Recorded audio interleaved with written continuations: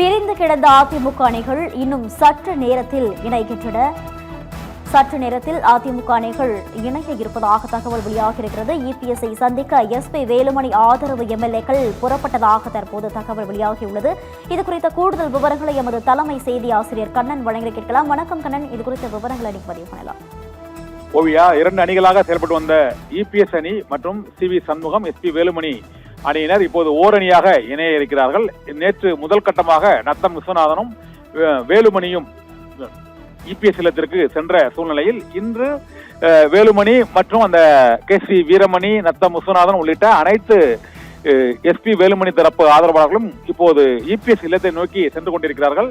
MRC நகரிலிருந்து இப்போது பசுமை வழிச்சாலை அடையாறில் உள்ள பசுமை வழிச்சாலையில் உள்ள இபிஎஸ் இல்லத்திற்கு அனைத்து அதிருப்தி எம்எல்ஏக்களும் இப்போது சென்று கொண்டிருக்கிறார்கள். இதனால் பிரிந்தவர்கள் இணையக்கூடிய நிகழ்வு தான் நடந்து கொண்டிருக்கிறது. அதை நம்ம இப்போது பார்த்துக் கொண்டிருக்கிறோம். எடப்பாடி பழனிசாமியின் இல்லத்திற்கு வேலுமணி தலைமையில் அனைவரும் இப்போது இபிஎஸ் இல்லத்திற்கு செல்கிறார்கள். இதில் சிவி சண்முகம் மட்டும் அவர் செல்லவில்லை என கூறப்படுகிறது. அவருடைய நிபந்தனை மற்றும் அவர் அந்த வருத்தம் தெரிவிக்கும் கடிதத்தை சபாநாயகரிடம் வழங்க வேண்டும் என எடப்பாடி பழனிசாமி தரப்பு வலியுறுத்தியதாகவும், அவ்வாறு இப்போது அந்த கடிதம் வழங்க முடியாது என அவர் மறுத்துவிட்டதாகவும் கூறப்படுகிறது.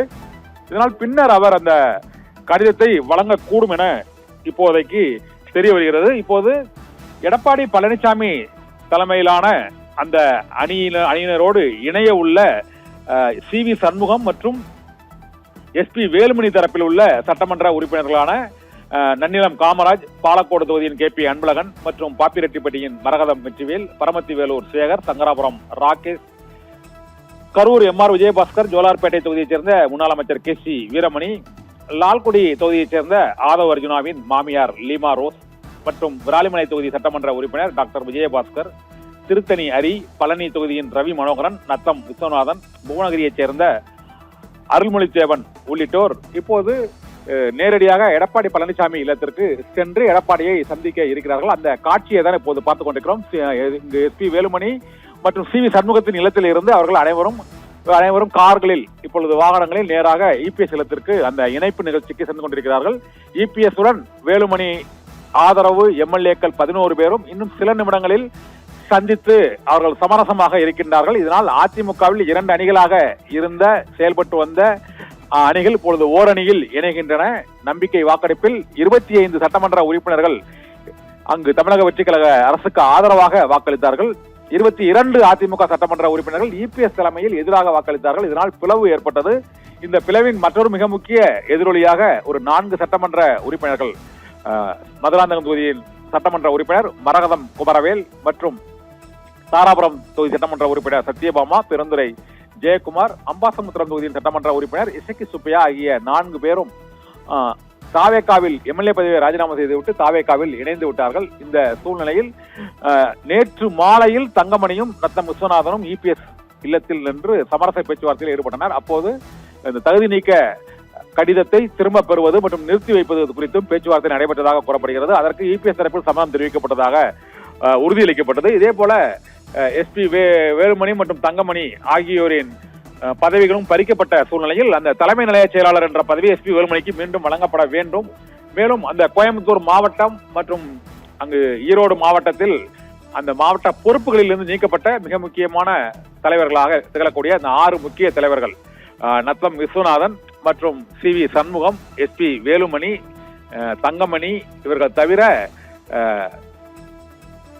அதிமுக உள்ள முக்கிய தலைவர்களான கேபி அன்பழகன் உள்ளிட்டோருக்கு, எம்ஆர் விஜயபாஸ்கர், விராலிமலை புதுக்கோட்டை விஜயபாஸ்கர், டாக்டர் விஜயபாஸ்கர் ஆகியோருக்கும் அந்த மாவட்டங்களில் அவர்களுக்கான பதவிகளை வழங்க வேண்டும் எனவும் பேச்சுவார்த்தை நடத்தப்பட்டது. அதற்கு சிறிது கால அவகாசத்துக்கு பின்னர் இந்த உறுதிமொழி அடிக்கப்படும் என கூறப்பட்டதாக தெரிகிறது. இதையடுத்து இப்போது இபிஎஸ் இல்லத்தை நோக்கி அதிமுகவின் அதிருப்தி பிரிவு எம்எல்ஏக்கள் சென்று கொண்டிருக்கிறார்கள். அந்த காட்சிகளை தான் இப்போது பார்த்துக் கொண்டிருக்கிறோம். எஸ்பி வேலுமணியுடன் 11 சட்டமன்ற உறுப்பினர்கள் இபிஎஸ் இல்லத்திற்கு வருகை புரிந்திருக்கிறார்கள். அவர்களோடு சிவி சண்முகம் மட்டும் வரவில்லை.